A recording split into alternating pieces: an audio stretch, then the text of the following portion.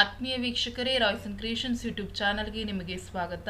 ಇಂದಿನ ಈ ವಿಡಿಯೋದಲ್ಲಿ 9ನೇ ತರಗತಿಯ ಗಣಿತ ವಿಷಯದ ಮರುಸಿಂಚನ, ಪುನರ್ಮನನ ಹಾಳೆ 8, 9, 10 ಇವುಗಳ ಸಂಪೂರ್ಣ ಉತ್ತರಗಳನ್ನು ಈ ವಿಡಿಯೋದಲ್ಲಿ ವಿಶ್ಲೇಷಿಸೋಣ. ಯಾರೆಲ್ಲ ಮೊದಲ ಬಾರಿ ನಮ್ಮ ಚಾನಲ್ ನೋಡ್ತಾ ಇದ್ದೀರಾ ಸಬ್ಸ್ಕ್ರೈಬ್ ಮಾಡಿ ಹಾಗೂ ನಿಮ್ಮ ಫ್ರೆಂಡ್ಸಿಗೆ ಶೇರ್ ಮಾಡಿ.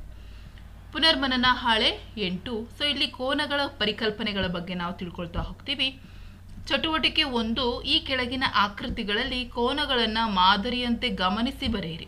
ಸೊ ಇಲ್ಲೊಂದು ಮಾದರಿ ಕೊಟ್ಟಿದ್ದಾರೆ. ಸೊ ಆಲ್ರೆಡಿ ಕೋನ ಅಂದರೆ ಗೊತ್ತಿದೆ, ಎರಡು ಕಿರಣಗಳು ಒಂದೇ ಬಿಂದುವಿನಲ್ಲಿ ಸೇರಿದಾಗ ನಮಗೆ ಕೋನ ಉಂಟಾಗ್ತದೆ.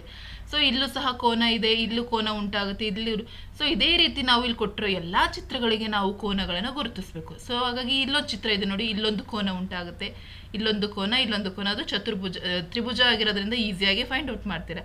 ಅದೇ ರೀತಿ ನಿಮಗೆ ಇಲ್ಲೊಂದು ಕೋನ, ಇಲ್ಲಿ, ಸೊ ಈ 4 ಕೋನ, ಅದೇ ರೀತಿ ಇಲ್ಲೂ ಕೋನಗಳು ಸಹ ನಿಮಗೆ ಸಿಗ್ತದೆ. ನೆಕ್ಸ್ಟ್ ಇಲ್ಲಿ ಒಂದು ನಕ್ಷತ್ರ ಇದೆ. ಸೊ ಹಾಗಾಗಿ ಇಲ್ಲಿ ಒಂದು ಕೋನ, ಇಲ್ಲಿ ಕೋನ, ಇಲ್ಲಿ. ಸೊ ನಾನು ಇಲ್ಲಿ ಮಾರ್ಕ್ ಮಾಡಿದ್ದೀನಲ್ಲ, ಸೊ ಸಂಪೂರ್ಣವಾಗಿ ನೀವು ಕೋನಗಳನ್ನು ಮಾರ್ಕ್ ಮಾಡ್ಕೊಳ್ಳಿ. ಸೊ ಇಲ್ಲೂ ಕೋನಗಳು ಸಿಗ್ತದೆ, ಇಲ್ಲಿ ಬರ್ತದೆ. ಅದೇ ರೀತಿ ಇಲ್ಲೊಂದು ಕೋನ, ಇಲ್ಲೊಂದು ಕೋನ. ಸೊ ಹಾಗಾಗಿ ಸಂಪೂರ್ಣವಾಗಿ ನೀವು ಕೋನಗಳನ್ನು ಮಾರ್ಕ್ ಮಾಡ್ಕೊಳ್ಳಿ. ನೆಕ್ಸ್ಟ್ ಚಟುವಟಿಕೆ 2, ಈ ಕೆಳಗಿನ ಕೋನಗಳನ್ನು ಕೋನ ಮಾಪಕದ ಸಹಾಯದಿಂದ ಅಳೆಯಿರಿ ಹಾಗೂ ಮಾದರಿಯಂತೆ ಬರೆಯಿರಿ. ಸೊ ಇಲ್ಲಿ ಉದಾಹರಣೆ ಒಂದು ಕೊಟ್ಟಿದ್ದಾರೆ ಮಕ್ಕಳ. ಸೊ ಇದನ್ನು ಅವರು ಅಳೆದಿದ್ದಾರೆ 90 ಡಿಗ್ರಿ. ಹಾಗಾಗಿ ಕೋನ ABC 90 ಡಿಗ್ರಿ ಅಂತ ಬರೆದಿದ್ದಾರೆ. ಅದೇ ರೀತಿ ಉಳಿದಂತಹ ಚಿತ್ರಗಳನ್ನು ನಾವು ಕೋನ ಮಾಪಕದ ಸಹಾಯದಿಂದ ಅಳಿಬೇಕು. ಸೊ ಅಳೆದಾಗ ನನಗೆ ಇದು 120 ಡಿಗ್ರಿ ಬರುತ್ತೆ. ಸೊ ಹಾಗಾಗಿ ಇಲ್ಲಿ ಕೋನ ಬರಿಬೇಕು. ಕೋನ XYZ ಅಥವಾ ಕೋನ ZYX ಯಾವುದಾದ್ರು ಬರೀರಿ, ಮಧ್ಯಕ್ಕೆ Y ಬರಬೇಕು. ಹಾಗೆ 120 ಡಿಗ್ರಿ. ಅದೇ ರೀತಿ ಇಲ್ಲಿ ಕೋನ ABCಯನ್ನು ಅಳೆದಾಗ 45 ಡಿಗ್ರಿ ಬರುತ್ತೆ. ಈ ರೀತಿ ನೀವು ಈ ಚಿತ್ರವನ್ನು ತೋರಿಸ್ಬೇಕು. ನೆಕ್ಸ್ಟ್ ಅದೇ ರೀತಿ ನೋಡಿ, ಈ ಒಂದು ಚಿತ್ರನ ನೋಡಿದ್ರೆ ಅಳೆದಾಗ ಕೋನ ಮಾಪಕದಲ್ಲಿ 180 ಡಿಗ್ರಿ ಬರುತ್ತೆ. ಹಾಗಾಗಿ TOX = 180 ಡಿಗ್ರಿ. ಅದೇ ರೀತಿ ಕೋನ BOA = 120 ಡಿಗ್ರಿ. ಇದು ಕೋನ AOB 90 ಡಿಗ್ರಿ. ಸೊ ಈ ರೀತಿ ನೀವು ಅಳೆದು ಅದರ ಅಳತೆಯನ್ನು ಬರಿಬೇಕು. ಚಟುವಟಿಕೆ 3,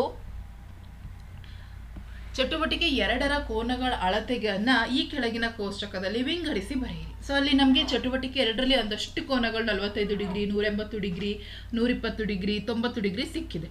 ಸೊ ಈಗ ಅದನ್ನು ನಾವು ಆ ಚಿತ್ರಗಳ ಸಂಖ್ಯೆಯನ್ನು ನಾವಿಲ್ಲಿ ಬರೀಬೇಕು. ಸೊ 90 ಡಿಗ್ರಿಗಿಂತ ಕಡಿಮೆ ಇರುವಂತಹ ಕೋನಗಳ ಸಂಖ್ಯೆಗಳು, ಕ್ರಮ ಸಂಖ್ಯೆಗಳು ಯಾವುದಲ್ಲಿ 3 ಇದೆ.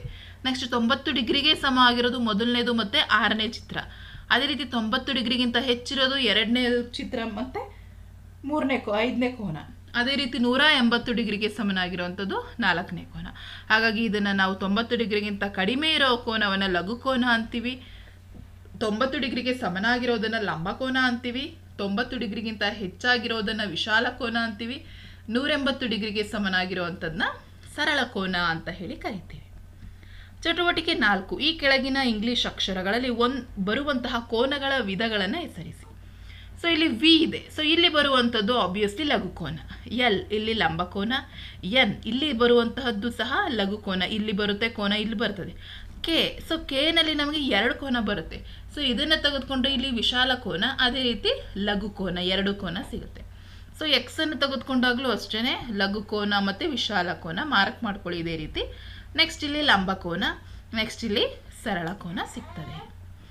ನೆಕ್ಸ್ಟ್ ಈ ಕೆಳಗಿನ ಚಿತ್ರಗಳಲ್ಲಿ ಕೋನಗಳನ್ನು ಗುರುತಿಸಿ ಅಳೆದು ಅವುಗಳಲ್ಲಿ ನೀವು ಗಮನಿಸಿದ ಅಂಶಗಳನ್ನು ಪಟ್ಟಿ ಮಾಡಿರಿ. ಸೊ ಶಿಕ್ಷಕರ ಸಹಾಯ ಪಡೆಯಿರಿ ಅಂತ ಕೇಳಿದ್ದಾರೆ ಮಕ್ಕಳ. ಸೊ ನೀವು ಅಳತೆ ಮಾಡಿ. ಸೊ ಅಳತೆ ಮಾಡಿದಾಗ ಇದು 120 ಡಿಗ್ರಿ ಬರುತ್ತೆ, ಇದು 60 ಡಿಗ್ರಿ. ಸೊ ನಮಗೆ ಇವೆರಡು ಗೊತ್ತಾದರೆ ಸಾಕು, ಇಲ್ಲಿರುವಂತಹ ಎಲ್ಲ ಕೋನಗಳನ್ನು ಬರಿಬೋದು. ಯಾಕೆಂದರೆ ನಿಮ್ಗೆ ಆಲ್ರೆಡಿ ಗೊತ್ತಿದೆ ಪರ್ಯಾಯ ಕೋನಗಳು ಯಾವುವು, ಅನುರೂಪ ಕೋನಗಳು, ಅಂತರ್ಪರ್ಯಾಯ ಕೋನಗಳು, ಬಹಿರ್ಪರ್ಯಾಯ. ಸೊ ಹಾಗಾಗಿ ಇವುಗಳ ಕಾನ್ಸೆಪ್ಟ್ ನಿಮಗೆ ನೆನಪಿದ್ರೆ ಮಾತ್ರ ಈ ಎಲ್ಲ ಕೋನಗಳನ್ನು ಬರೀಬೋದು. ಅಥವಾ ಇಲ್ಲಿ ನೋಡಿ, ಇದು 120 ಡಿಗ್ರಿ ಆದರೆ ಇದು ಸಹ 120 ಡಿಗ್ರಿ. ಯಾಕೆ ಅಂತ ಹೇಳಿದರೆ ಇವು ಶೃಂಗಾಭಿಮುಖ ಕೋನಗಳು. ಸೊ ಇದು ಸಹ 60 ಡಿಗ್ರಿ, ಇದು 60 ಡಿಗ್ರಿ ಶೃಂಗಾಭಿಮುಖ ಕೋನಗಳಾಗುತ್ತೆ.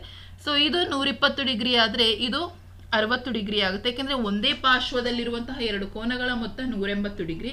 ಆ ಕಾನ್ಸೆಪ್ಟ್ನ ಯೂಸ್ ಮಾಡ್ಕೊಳ್ಳಿ. ಅಥವಾ ಇಲ್ಲಿ ಬಹಿರ್ಕೋನಗಳು, ನಿಮಗೆ ಪರ್ಯಾಯ ಕೋನಗಳು ಅಂತ ಬರ್ತವೆ ಮಕ್ಕಳ. ಅರ್ಥ ಆಗ್ತಾ ಇದೆಯಾ? ಪರ್ಯಾಯ ಕೋನಗಳು, ಅನುರೂಪ ಕೋನಗಳು. ಸೊ ಅದ್ರ ಬೇಸ್ ಮೇಲೆ ನೀವು ಈ ಆನ್ಸರ್ಸನ್ನು ಈಸಿಯಾಗಿ ನೀವು ತುಂಬೋದು. ಸೊ ನಾನು ಹಾಗಾಗಿ ಎಕ್ಸ್ಪ್ಲೇನ್ ಮಾಡೋಕ್ಕೆ ಹೋಗ್ತಾ ಇಲ್ಲ. ಉದಾಹರಣೆ, ಸೊ ಇಲ್ಲಿ ಕೊಟ್ಟಿದ್ದಾರೆ ನೋಡಿ, ಕೋನ AOP 120 ಡಿಗ್ರಿ, ಕೋನ POB 60 ಡಿಗ್ರಿ. ಸೊ ಯಾಕೆಂದರೆ ಅವು ಸರಳ ಯುಗ್ಮಗಳು ಅಂತ ಹೇಳಿ ಕೊಟ್ಟಿದ್ದಾರೆ. ಸೊ ಆ ಕಾನ್ಸೆಪ್ಟನ್ನು ನೀವು ಬೇಕಾದರೆ ಯೂಸ್ ಮಾಡ್ಕೊಂಡು ಬರಿಬೋದು. ಸೊ ಇವೆರಡು ಸರಳ ಯುಗ್ಮಗಳು. ಅದೇ ರೀತಿ ನೀವು ಇವುಗಳನ್ನು ಬರೀರಿ ಅಂತ ಕೇಳಿದ್ದಾರೆ. ಸೊ ಕೋನ AQR 60 degree, BQR 120 degree. So ಇವೆರಡು ಸಹ 180 ಡಿಗ್ರಿ ಆಗ್ತದೆ. ಅದೇ ರೀತಿ ಕೋನ CRQ 120 degree, ORQ 60 degree. So ಅದೇ ರೀತಿ ಈ ಉಳಿದಂತಹ ಇಷ್ಟು ಕೋನಗಳನ್ನು ಸಹ ನೀವು ವಿಡಿಯೋ ಪಾಸ್ ಮಾಡಿಕೊಂಡು ಬರ್ಕೊಳ್ಳಿ, ಅಥವಾ ನೀವು ಡೈರೆಕ್ಟಾಗಿ ನಿಮ್ಗೆ ಕಲ್ತಿದ್ರೆ ಈಸಿಯಾಗಿ ನೀವು ಬರಿಬೋದಾಗುತ್ತೆ. ನೆಕ್ಸ್ಟ್ 9ನೇ ಒಂದು ಪುನರ್ಮನನ ಹಾಳೆ, ಆಕೃತಿಗಳ ಪರಿಕಲ್ಪನೆ. ಸೊ ನಾವು ನಮ್ಮ ದೈನಂದಿನ ಜೀವನದಲ್ಲಿ ಹಲವಾರು ರೀತಿಯ ವೃತ್ತಕ್ಕೆ ಹೋಲುವಂಥ ವಸ್ತುಗಳನ್ನು ನೋಡಿದ್ದೀವಿ. ಯಾವಪ್ಪ ಅಂದರೆ ಬಳೆ ಇರ್ಬೋದು, ಚಕ್ರಗಳು, ನಾಣ್ಯಗಳು. ಸೊ ಇವೆಲ್ಲ ವೃತ್ತಾಕಾರಕ್ಕೆ ಸಂಬಂಧಿಸಿದ ಚಿತ್ರಗಳು. ಸೊ ಇಲ್ಲಿ ಚಿತ್ರ 1 ಮತ್ತು ಚಿತ್ರ 2 ಕೊಟ್ಟಿದ್ದಾರೆ. ಸೊ ಇಲ್ಲಿ ಪರಿಧಿಯಲ್ಲಿ ಒಂದಷ್ಟು ಬಿಂದುಗಳನ್ನು ಮಾರ್ಕ್ ಮಾಡಿದ್ದಾರೆ. ಸೊ ಚಿತ್ರ 1ರಲ್ಲಿ ಮೂಲ ಬಿಂದುವಿನಿಂದ ಉಳಿದೆಲ್ಲ ಬಿಂದುಗಳನ್ನು ಸೇರಿಸಿ ಅಳೆಯಿರಿ ಅಂತ ಹೇಳಿ ಹೇಳಿದ್ದಾರೆ. ಅವುಗಳ ಅಳತೆಯನ್ನು ತಾಳೆ ಮಾಡಿ ಏನನ್ನ ತಿಳಿಯಿರಿ ಎಂದು ಬರೆಯಿರಿ. ಸೊ ಅಲ್ಲೇನಾಗಿದೆ ಅಂದರೆ ಅಳತೆಗಳ ಉದ್ದ ಸಮನಾಗಿದೆ, ಅವುಗಳಲ್ಲಿ ತ್ರಿಜ್ಯ ಒಂದೇ. ಸೊ ನೀವು ಯಾವ ಮಧ್ಯ ಬಿಂದುವಿನಿಂದ ನೀವು ಮೂಲ ಬಿಂದುವಿನಿಂದ ಎಲ್ಲಿಗೆ ನೀವು ಬಿಂದುಗಳನ್ನು ಸೇರಿಸಿ ವೃತ್ತದ ಮೇಲಿನ ಬಿಂದುಗಳನ್ನು ಸೇರಿಸಿದ್ರೆ ತ್ರಿಜ್ಯ ಏನಾಗಿರ್ತದೆ, ಒಂದೇ ಆಗಿರ್ತದೆ. ಯಾಕೆಂದರೆ ಅವೆಲ್ಲ ವೃತ್ತದ ಒಂದೇ ತ್ರಿಜ್ಯಗಳು. ಸೊ ಹಾಗಾಗಿ ಸಮನಾಗಿರ್ತದೆ. ಈಗ ಉದಾಹರಣೆಗೆ AB, AC, AD. ಸೊ ಅವೆಲ್ಲ ಒಂದೇ ರೀತಿಯ ತ್ರಿಜ್ಯಗಳು. ಹಾಗಾಗಿ AB = AD = AD ಅಂತ ಹೇಳಿ ನಾವು ಬರೀಬಹುದಾಗುತ್ತೆ. ನೆಕ್ಸ್ಟ್ ಚಿತ್ರ 2ರಲ್ಲಿ ಎಲ್ಲ ಬಿಂದುಗಳನ್ನು A ಬಿಂದುವಿನ ಮೂಲಕ ಹಾದು ಹೋಗುವಂತೆ ರೇಖೆ ಎಳೆಯಿರಿ. ನಂತರ ಸೊ A ಬಿಂದುವಿನ ಮೂಲಕನೇ ಹಾದು ಹೋಗ್ತಾ ಇದ್ದಾವೆ ಅಂತ ಹೇಳಿದ್ರೆ ಆಬ್ವಿಯಸ್ಲಿ ಅವೇನಾಗಿರುತ್ತೆ, ವ್ಯಾಸ ಆಗಿರ್ತದೆ. ಓಕೆನಾ? ಸೊ ಹಾಗಾಗಿ ಕೇಂದ್ರ ಬಿಂದುವಿನ ಮೂಲಕ ಹಾದು ಹೋಗುವಂತಹವು ಯಾವಾಗಲೂ ವ್ಯಾಸನೇ ಆಗಿರ್ತದೆ. ಸೊ ಹಾಗಾಗಿ ಅಳತೆಗಳ ಉದ್ದ ಸಮನಾಗಿರ್ತವೆ. ಸೊ ಅವುಗಳ ವ್ಯಾಸ ಒಂದೇ ಆಗಿರ್ತದೆ. ಈಗ ಅಲ್ಲಿ ವ್ಯಾಸ ಅಳೆದಾಗ 4.6 ಸೆಂಟಿಮೀಟರ್ ಬರುತ್ತೆ. ಸೊ BC, DE, HI ಅಂತೇಳಿ ನಾವು ಅದನ್ನು ಗುರುತಿಸ್ಬೋದು. ಚಟುವಟಿಕೆ 2, ಈ ಮೇಲಿನ 2 ಚಿತ್ರಗಳನ್ನು ಗಮನಿಸಿ ನಂತರ ನೀವು ಈ ಕೆಳಗಿನವುಗಳನ್ನು ವ್ಯಾಖ್ಯಾನಿಸಬಲ್ಲಿರಾ ಅಂತ ಕೇಳಿದ್ದಾರೆ. ವೃತ್ತ. ಸೊ ವೃತ್ತ ಅಂದರೆ ಒಂದು ಸ್ಥಿರ ಬಿಂದುವಿನಿಂದ ಸ್ಥಿರ ಅಂತರದಲ್ಲಿ ಚಲಿಸುತ್ತಿರುವ ಬಿಂದುಗಳ ಪಥಕ್ಕೆ ಅಥವಾ ಗುಂಪಿಗೆ ವೃತ್ತ ಅಂತ ಹೇಳಿ ಕರಿತೀವಿ. ಸೆಕೆಂಡ್, ವೃತ್ತ ಕೇಂದ್ರ ಅಂದರೆ ವೃತ್ತದಲ್ಲಿನ ಸ್ಥಿರ ಬಿಂದುವನ್ನು ವೃತ್ತ ಕೇಂದ್ರ ಅಂತೀವಿ. ತ್ರಿಜ್ಯ ಅಂದರೆ ವೃತ್ತ ಕೇಂದ್ರ ಮತ್ತು ವೃತ್ತದ ಮೇಲಿನ ಯಾವುದೇ ಬಿಂದುವನ್ನು ಸೇರಿಸುವ ರೇಖಾಖಂಡಕ್ಕೆ ತ್ರಿಜ್ಯ ಅಂತೀವಿ. ವ್ಯಾಸ ಅಂದರೆ ವೃತ್ತ ಕೇಂದ್ರದ ಮೂಲಕ ಹಾದು ಹೋಗುವ ಜಾವನ್ನೇ ವ್ಯಾಸ ಅನ್ನೋದು. ಪರಿಧಿ ಅಂದರೆ ವೃತ್ತದ ಸುತ್ತಳತೆಯನ್ನು ಪರಿಧಿ ಅಂತ ಹೇಳಿ ಕರಿತೀವಿ. ನೆಕ್ಸ್ಟ್ ಚಟುವಟಿಕೆ 3, ಕೆಳಗೆ ನೀಡಿರುವ ಟೈಲ್ಸ್ಗಳ ವಿನ್ಯಾಸ ಬರೆಯುವ ಗಣಿತದ ಆಕೃತಿಗಳನ್ನು ಗುರುತಿಸಿ ಬರೆಯಿರಿ. ಸೊ ಇಲ್ಲೊಂದು ಟೈಲ್ಸ್ ಕೊಟ್ಟಿದ್ದಾರೆ ಮಕ್ಕಳ. ಸೊ ಇದು ಪಂಚಭುಜಾಕೃತಿ. ಯಾಕೆಂದರೆ ನೋಡಿ 1, 2, 3, 4, 5. ಸೊ ಇಲ್ಲಿ ಬಾಹುಗಳನ್ನು ಗುರುತಿಸಿ 1, 2, 3, 4, 5 ಪಂಚಭುಜಾಕೃತಿಗಳು. ಅದೇ ರೀತಿ ಈ ಚಿತ್ರವನ್ನು ಗಮನಿಸಿ ಮಕ್ಕಳ. ಸೊ ಇಲ್ಲಿ ನಾವು ನೋಡಿ ಚತುರ್ಭುಜಗಳು ನಮಗೆ ಕಾಣಿಸ್ತಾ ಇದ್ದಾವೆ. ಸೊ ಚತುರ್ಭುಜ. ಸೊ ಬ್ರಾಕೆಟಲ್ಲಿ ನೀವು ತ್ರಾಪಿಜ್ಯ ಅಂತ ಹೇಳಿನೂ ಸಹ ಬರಿಬೋದು. ನೆಕ್ಸ್ಟ್ ಇಲ್ಲೂ ಸಹ ನಮಗೆ ಕಾಣುವಂಥವು ಹೇಳಿ ಚತುರ್ಭುಜಗಳು ಕಾಣಿಸ್ತಾ ಇದ್ದಾವೆ. ನೋಡಿ ನಿಮಗೆ ಕಾಣಿಸ್ತಾ ಇದ್ದಾವೆ. ಸೊ ವಜ್ರಾಕೃತಿ ಅಂತ ಬರೆದ್ರೂ ನಡೆಯುತ್ತೆ. ಸೊ ಚತುರ್ಭುಜ ಅಂತ ಬರೀರಿ. ಸೊ ಅದೇ ರೀತಿ ಇಲ್ಲೂ ಸಹ ನಮಗೆ ಚತುರ್ಭುಜನೂ ಇದ್ದಾವೆ, ಜೊತೆಗೆ ತ್ರಿಭುಜನೂ ಇದ್ದಾವೆ ಇದರೊಳಗಡೆ, ಈ ಒಂದು ಟೈಲ್ಸ್ ಒಳಗಡೆ. ಹಾಗಾಗಿ ನೀಟಾಗಿ ಅರ್ಥ ಮಾಡಿಕೊಂಡು ಬರ್ಕೊಳ್ಳಿ.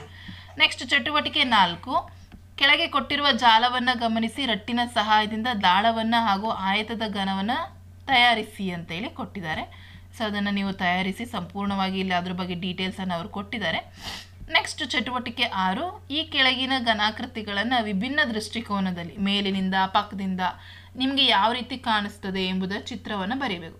ಮೊದಲನೇದು ಕೊಟ್ಟಿದ್ದಾರೆ ಆಯಿತಾ. ಅದೇ ರೀತಿ ದಾಳ ಕೊಟ್ಟಿದ್ದಾರೆ. ಸೊ ಮುಂದಿನಿಂದ ಹೆಂಗೆ ಕಾಣುತ್ತೆ, ಪಕ್ಕದಿಂದ, ಮೇಲಿನಿಂದ. ಸೊ ನಾನು ಕೊಟ್ಟಿದ್ದೀನಿ, ನೀವು ಅದನ್ನು ಬರ್ತ್ಕೊಳ್ಳಿ. ನೆಕ್ಸ್ಟ್ ಅದೇ ರೀತಿ ಇಲ್ಲಿ ನಿಮಗೆ ತೂಕದ ಬಟ್ಟನ್ನು ಕೊಟ್ಟಿದ್ದಾರೆ. ಸೊ ಯಾವ ರೀತಿ ಕಾಣಿಸ್ತದೆ. ಸೊ ಅದೇ ರೀತಿ ಇಲ್ಲಿ ಅಲ್ಮೇರ ಕೊಟ್ಟಿದ್ದಾರೆ, ಟೀ ಕಪ್ ಕೊಟ್ಟಿದ್ದಾರೆ. ಸೊ ಇದಿಷ್ಟನ್ನು ನಾನು ನಿಮಗೆ ಕೊಟ್ಟಿದ್ದೀನಿ, ನೀಟಾಗಿ ಡ್ರಾ ಮಾಡ್ಕೊಳ್ಳಿ.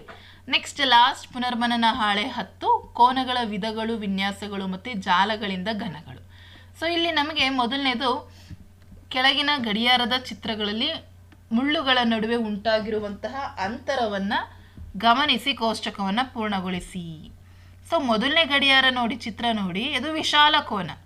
ಎರಡನೇ ಚಿತ್ರ ಲಂಬಕೋನ, ಮೂರನೇ ಚಿತ್ರ ಲಂಬಕೋನ, ನಾಲ್ಕನೇ ಚಿತ್ರನೂ ಸಹ ಲಘು ಕೋನ, ಐದನೇದು ಸರಳ ಕೋನ, ಆರನೇದು ಸರಳಾಧಿಕ ಕೋನ. ಈ ರೀತಿ ಮೆನ್ಷನ್ ಮಾಡಿದರೆ ಸಾಕು ಮಕ್ಕಳ. ನೆಕ್ಸ್ಟ್ ಗಡಿಯಾರದ ಸಂಖ್ಯೆ.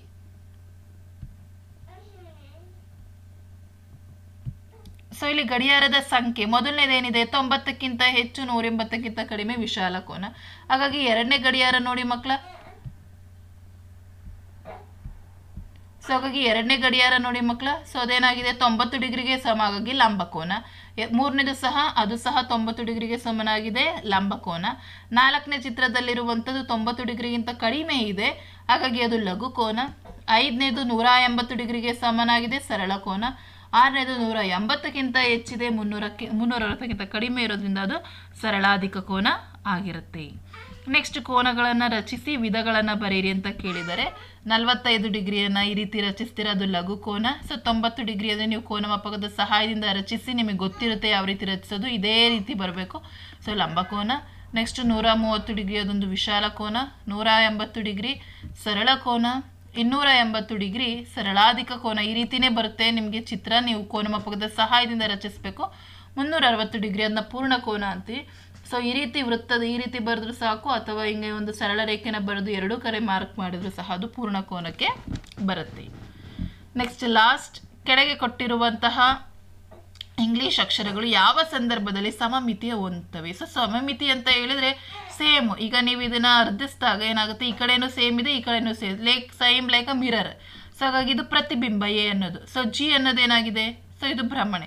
ಸೊ ಈ ರೀತಿ ನೀವು ಎಲ್ಲ ಲೆಟರ್ಸಿಗೂ ಏನು ಮಾಡಬೇಕಾಗುತ್ತೆ, ಬರೀಬೇಕಾಗುತ್ತೆ. ಸೊ ನಾನು ಆಲ್ರೆಡಿ ಬರೆದಿದ್ದೀನಿ ಮಕ್ಕಳ. ಸೊ ಆ ರೀತಿಯೇ ಬರೆದುಕೊಳ್ಳಿ. ನೆಕ್ಸ್ಟ್ ಇಲ್ಲಿ ಮ್ಯಾಚ್ ದ ಫಾಲೋಯಿಂಗ್ ಕೊಟ್ಟಿದ್ದಾರೆ ಮಕ್ಕಳ. ಸೊ ಈ ಚಿತ್ರಗಳನ್ನು ನೀವು ಜಾಲಾಕೃತಿಗಳನ್ನು ಬರೆದಾಗ ಯಾವ ರೀತಿ ಆಗುತ್ತೆ, ಸೊ ಇದನ್ನು ಘನವನ್ನು ಇದು ಮಾಡಿದ್ರೆ ಈ ರೀತಿ ಚಿತ್ರ ಬರುತ್ತೆ, ಸಿಲಿಂಡರ್ಗೆ ಈ ರೀತಿ. ನೆಕ್ಸ್ಟು ಇದು ಈ ರೀತಿ ನೀವು ಮಾರ್ಕ್ ಮಾಡ್ಕೊಳ್ಳಿ. ಆ್ಯಂಡ್ ಲಾಸ್ಟ್, ಸೊ ಇದಿಷ್ಟು ನಿಮಗೆ ಕಂಪ್ಲೀಟಾಗಿ ಈ 3 ಹಾಳೆಗಳನ್ನು ನಾನು ಕಂಪ್ಲೀಟ್ ಮಾಡಿದ್ದೀನಿ ಮಕ್ಕಳ. ನನ್ನ ಮುಂದಿನ ವಿಡಿಯೋದಲ್ಲಿ ಉಳಿದಂತಹ ಪುನರ್ಮನನ ಹಾಳೆಗಳನ್ನು ನಿಮ್ಮ ಜೊತೆ ಡಿಸ್ಕಷನ್ ಮಾಡ್ತೀನಿ ಅಂತ ಹೇಳ್ತಾ ಈ ವಿಡಿಯೋನ ಇಲ್ಲಿಗೆ ಎಂಡ್ ಮಾಡ್ತಾ ಇದ್ದೀನಿ. ಹೆಚ್ಚಿನ ವಿಡಿಯೋಗಾಗಿ ರಾಯ್ಸ್ ಆ್ಯಂಡ್ ಕ್ರಿಯೇಷನ್ಸ್ ಯೂಟ್ಯೂಬ್ ಚಾನಲನ್ನು ಸಬ್ಸ್ಕ್ರೈಬ್ ಮಾಡಿ.